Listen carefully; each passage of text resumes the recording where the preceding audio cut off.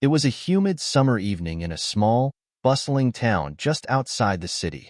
16-year-old Eric Parker had just finished his shift at the local grocery store, his backpack slung over one shoulder as he headed home.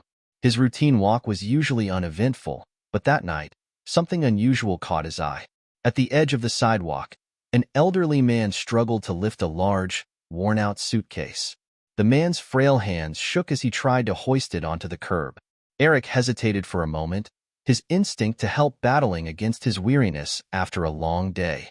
But the sight of the man's obvious distress made the decision for him. "Hey, sir, need a hand?" Eric asked, jogging over. The old man looked up, his face lined with years of hardship, but his eyes surprisingly bright. "Oh, thank you, young man," he said, his voice quivering with gratitude. "This thing's heavier than it looks." Eric grabbed the handle of the suitcase, and immediately, he understood why the man was struggling. It was incredibly heavy. "What's in here, bricks?"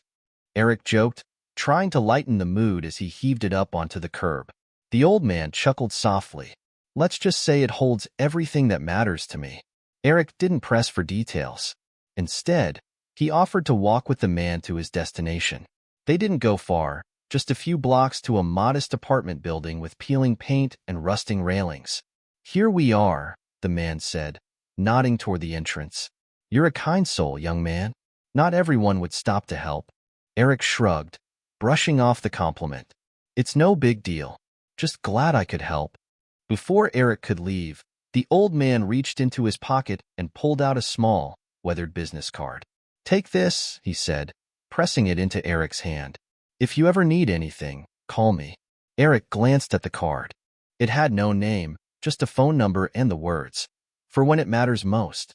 He slipped it into his pocket, thanked the man, and went on his way, not thinking much of it. The next day started like any other. Eric went to school, joked with his friends, and then returned home to help his mom with dinner. But as they sat down to eat, there was a knock at the door.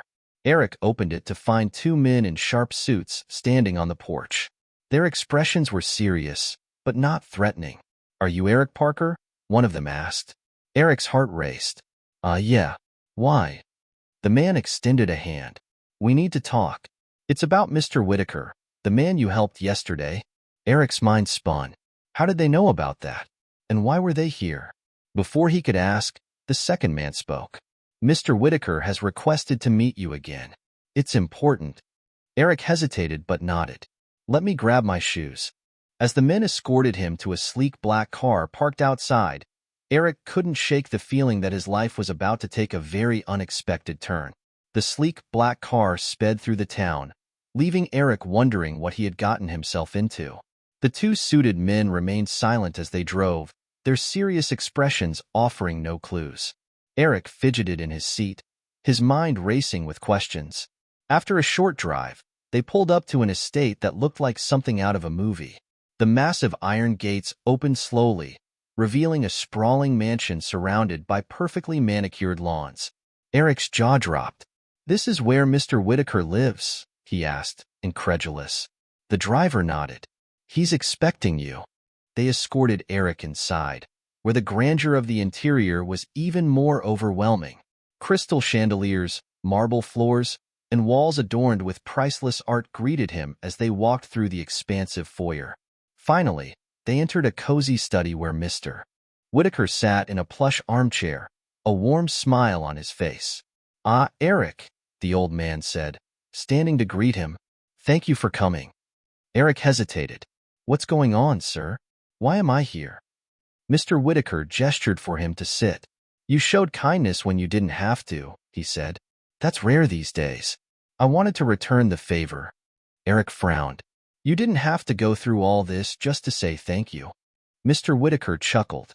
"Oh, this isn't just about gratitude. I have something important to discuss with you, something that could change your life."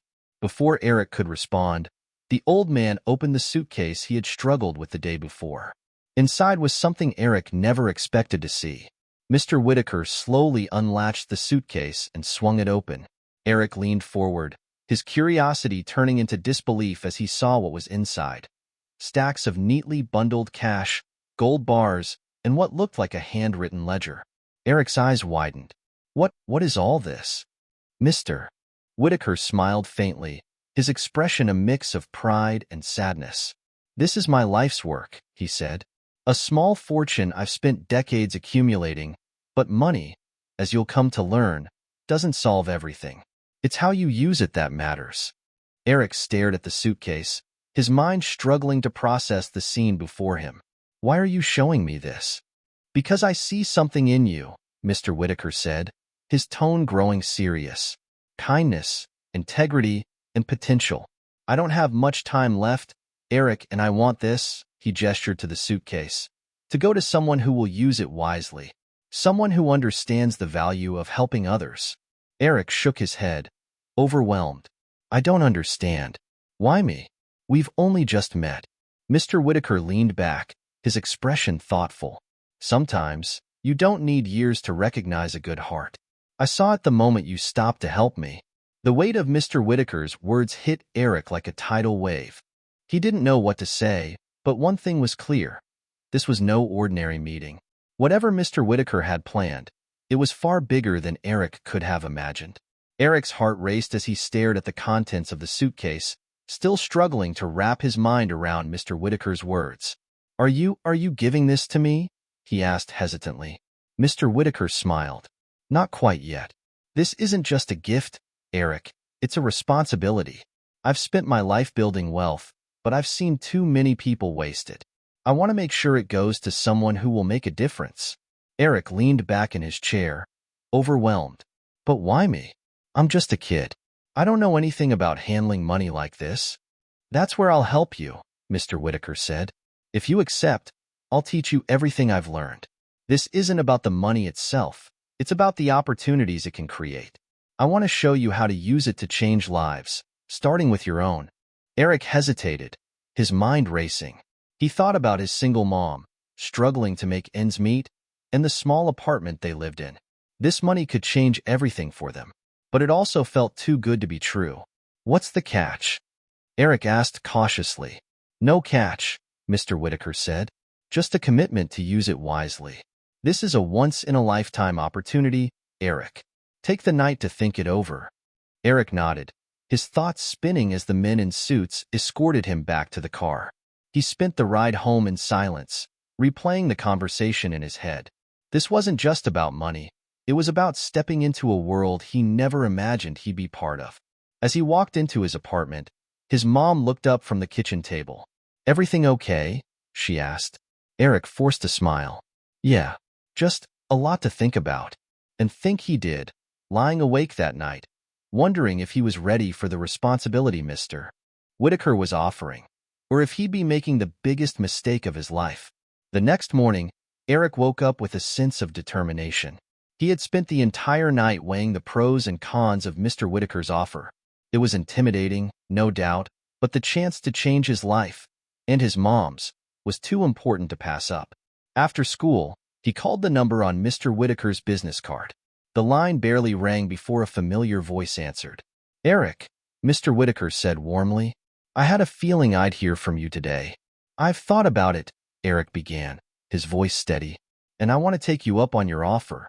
I'm ready to learn. Good, Mr. Whitaker replied. Come by the house this evening. There's much to discuss.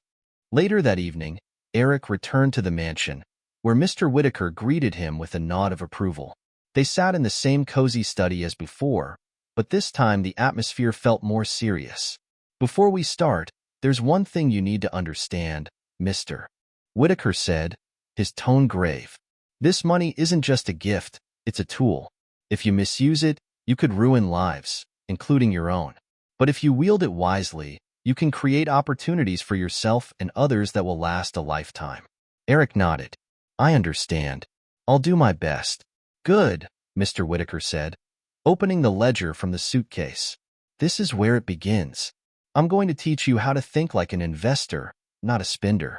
Over the next few hours, Mr. Whitaker introduced Eric to the basics of financial management, investing, saving, and making decisions with long-term goals in mind. He shared stories of his own successes and failures, emphasizing the importance of discipline and integrity. But as the lessons continued, Eric noticed something strange. Mr. Whitaker's hands trembled slightly when he turned the pages of the ledger, and his voice occasionally faltered. "Are you okay?" Eric asked cautiously. Mr. Whitaker waved him off. "Just old age catching up with me," he said with a faint smile. "Nothing to worry about."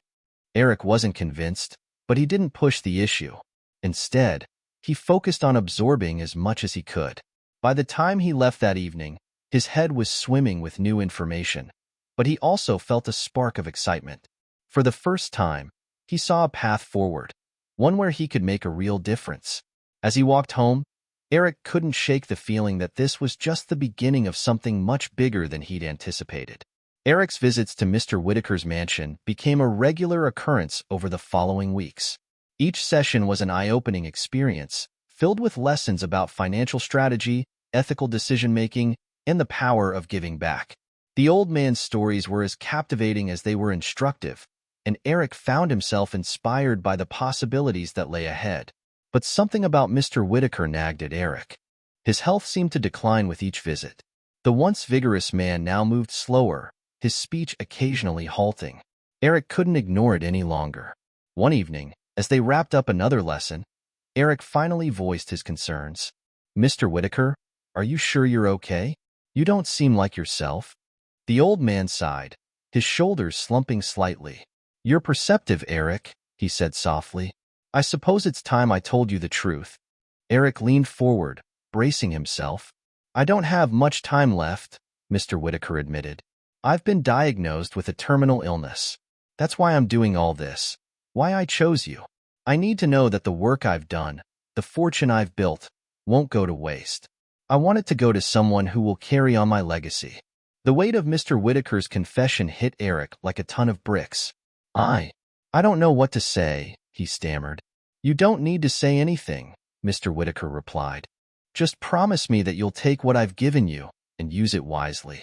This isn't just about money, Eric. It's about creating a better world." Eric nodded, his chest tightening with emotion. "I promise." Satisfied, Mr. Whitaker smiled, though it didn't reach his eyes. "Good. Then there's one more thing I need to show you." He stood slowly, leading Eric to a hidden door in the study. Behind it was a private room filled with photos, documents, and mementos from Mr. Whitaker's life. Each piece told a story of the people he had helped, the communities he had uplifted, and the battles he had fought to create opportunities for others. "This," Mr. Whitaker said, gesturing to the room, "is the legacy I'm entrusting to you. Learn from it, build on it, and make it your own." Eric took a deep breath, the enormity of the responsibility sinking in. "I won't let you down," he said. "I know you won't," Mr. Whitaker replied, his voice filled with quiet confidence. Eric couldn't stop thinking about Mr. Whitaker's revelation. The weight of what he had been entrusted with loomed over him, but it also fueled his determination to rise to the occasion. Each visit now felt more urgent, as if they were racing against time.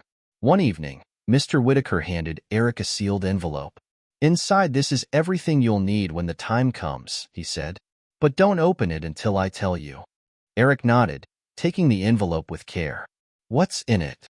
"Instructions, guidance, and a final challenge," Mr. Whitaker said cryptically. "When you're ready, it will make sense." The following weeks were a whirlwind of learning and preparation. Mr. Whitaker taught Eric about philanthropy, the importance of investing in people, and the ripple effects a single act of kindness could have. "Money is a tool, Eric," he often said, "but the heart behind it determines its true value." Despite the progress, Eric couldn't ignore Mr. Whitaker's worsening condition. The old man grew frilier with each visit, his energy waning.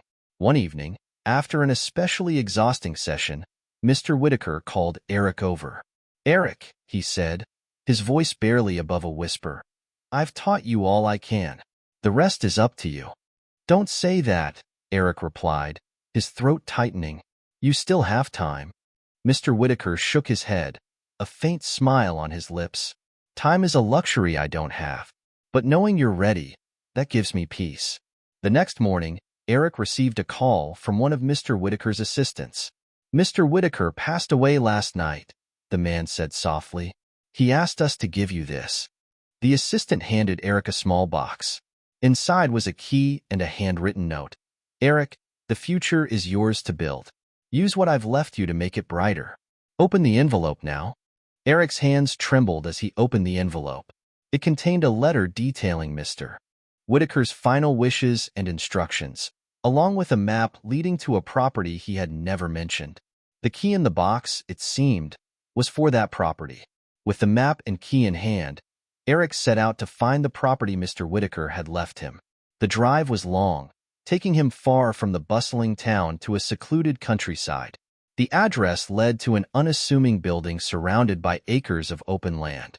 From the outside, it looked like an old community center, but the possibilities it held felt enormous. Eric unlocked the door with the key and stepped inside. The space was enormous, filled with potential but clearly unused for years. The faint smell of wood and dust greeted him as he explored the rooms.